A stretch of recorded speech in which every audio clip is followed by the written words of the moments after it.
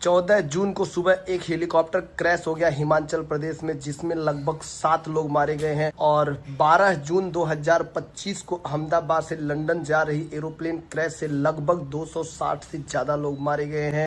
Dubai के एक बहुत बड़े बिल्डिंग में आग लगने की वजह से 70 मंजिला जो घर है वो जलकर राख हो गया, लेकिन वहां एक भी लोग नहीं मारे गए हैं। अब आप सोचो दुबई की सरकार कितनी एक्टिव है अपने लोगों को बचाने में, और भारत की सरकार कितना लापरवाह है अपने लोगों को बचाने में।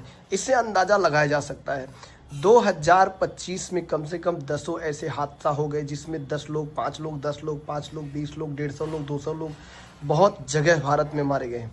आखिर में ये चल क्या रहा है? जब ऐसा कभी नहीं होता था तो अचानक ऐसा कैसे होने लगा? आखिर इसके पीछे राज क्या है? क्या मौत इतनी सस्ती है जो सबको मिल जा रही है? आप रोड पे चल रहे हो मर रहे हो, अस्पताल में चल रहे हो मर रहे हो, जहाज में जा रहे हो मर रहे हो, ट्रेन में जा रहे हो मर रहे हो, घर में हो तो मर रहे हो। कितना आसान है मरना ना।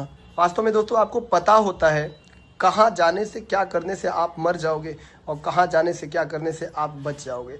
लेकिन इसके बाद भी आपको अगर समझ नहीं आए कि आपकी ज़िंदगी कहाँ सुरक्षित है, तो समझ लो आपके अंदर अभी समझदारी की कमी है। आपको इस ज़िंदगी की वैल्यू नहीं पता है। और अगर इन सब मौतों के पीछे का कारण देखा जाए तो ये सारे के सारे मौतें सिर्फ और सिर्फ मोमेंट की वजह से हुई हैं। यानी इंसान जितना मोमेंट कर रहा है एक स्थान से दूसरे स्थान तक, चाहे वो चलकर जा रहा है, चाहे वो ट्रैवलिंग कर रहा है, चाहे वो डांस कर रहा है, चाहे कुछ भी कर रहा है, इसी वजह से उसके मौत के कारण जो है बढ़ते जा रहे हैं। यानी अगर हम अपने मोमेंट को कम कर दें तो हमारे मौत के चांसेस कम हो जाएंगे, और अगर हम जितना ज़्यादा मोमेंट करेंगे हमारे मौत के चांसेस उतना ज़्यादा बढ़ने लगेंगे। लेकिन मोमेंट को कम करें तो कैसे करें?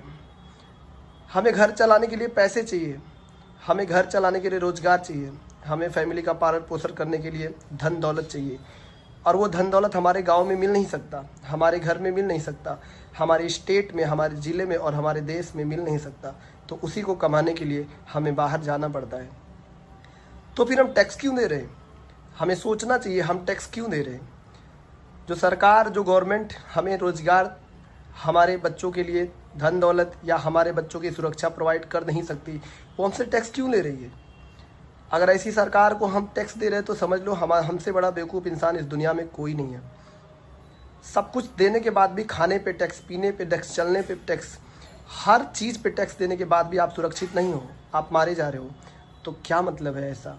क्या मतलब है ऐसी सरकार का जिसको आप टैक्स दे रहे हो? इसका मतलब आप टैक्स पेयर हो। आपसे जो टैक्स ले रहा है वो आपको बेवकूफ़ बना रहा है, वो किसी काम का नहीं है। अगर ऐसा जिस देश में होने लगता है ना, उस देश की सरकार को तानाशाह सरकार बोलते हैं, और ऐसे सरकार को तुरंत